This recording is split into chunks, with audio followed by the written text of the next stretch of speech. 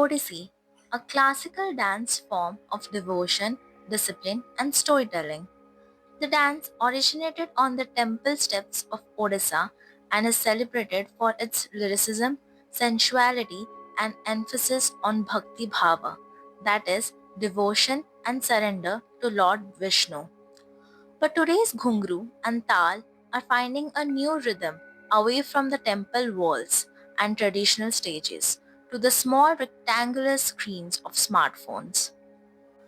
Hello, I'm your host Shweta Jena and welcome to today's podcast, Odyssey Keeping Time with Tal. Here, we will explore how young Odyssey dancers are balancing an ancient dance form rooted in temple culture and Guru Sishya Parampara with the modern beats on screen. What happens when tradition has to fit into a frame, both literally and culturally? Let's hear what Amruta Lagna, an undergrad student and an Odyssey learner and performer for last 13 years, has to say.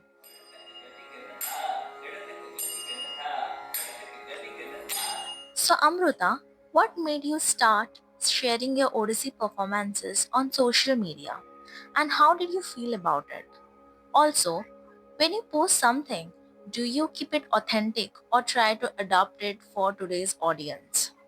I started posting mostly just 2 years back. Actually, I started posting about Odyssey, and it was because I wanted the people around me and about my passion for Odyssey, and I I just knew for a fact that my audience would definitely appreciate it.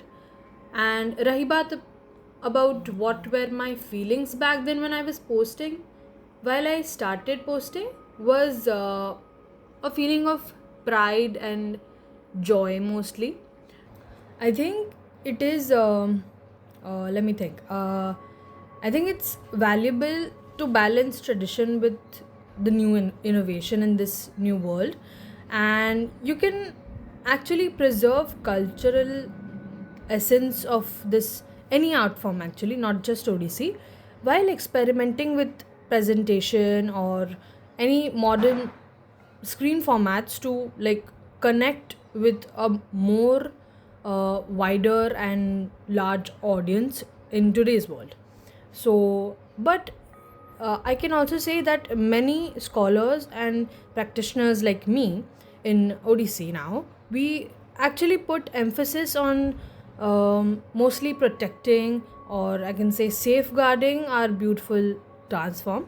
Because if we try to change the way to see this dance form, and yeah, if we see this dance form from a new perspective like today's, then I think it takes away the whole what can I say, the authenticity. Yes, the authenticity of.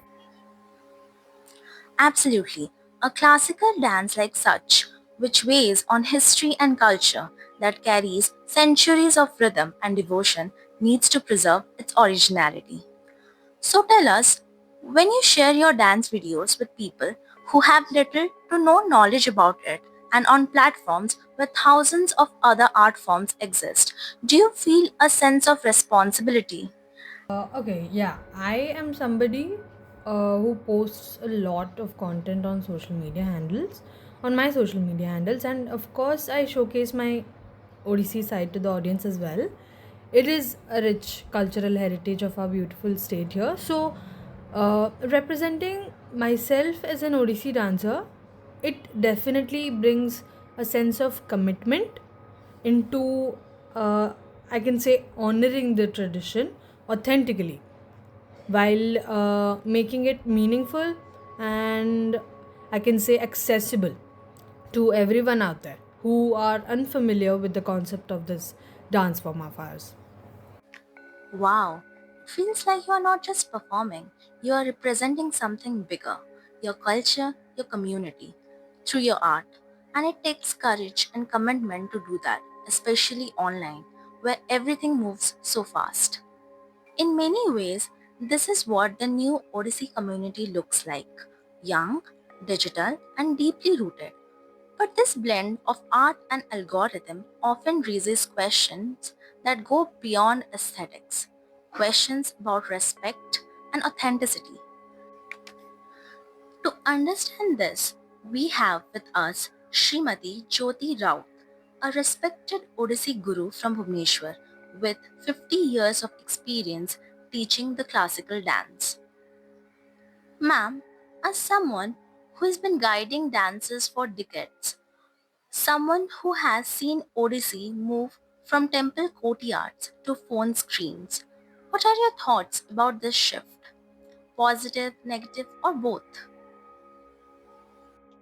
It's both because by doing this, people are recording short clips and putting in the Instagram or putting their, you know, some work, dance or this and that in YouTube and all that thing.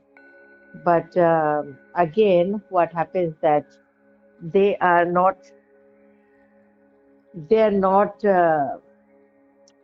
doing it for the depth. They're doing it to connect, to show, to reach out people. Those are the focus.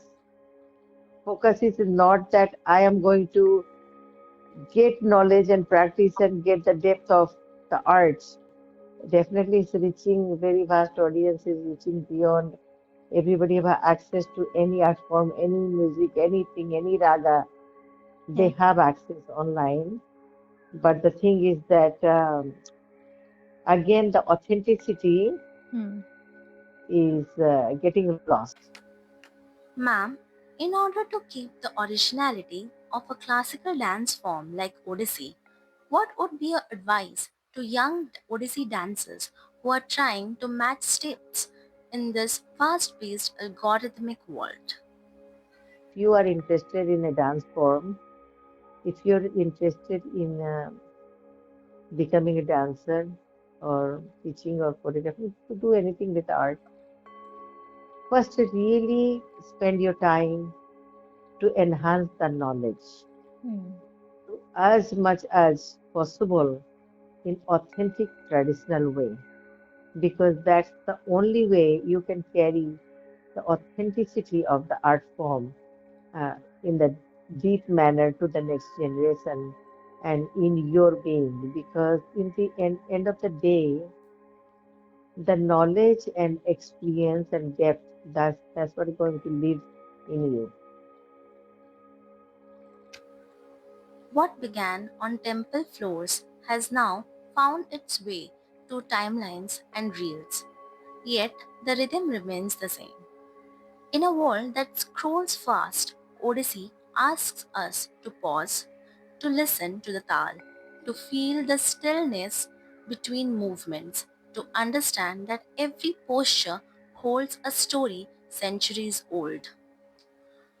So, whether it's on a stage or a screen, the essence of Odyssey, of bhakti, beauty, and balance, continues to live on through those who dance with both knowledge and heart.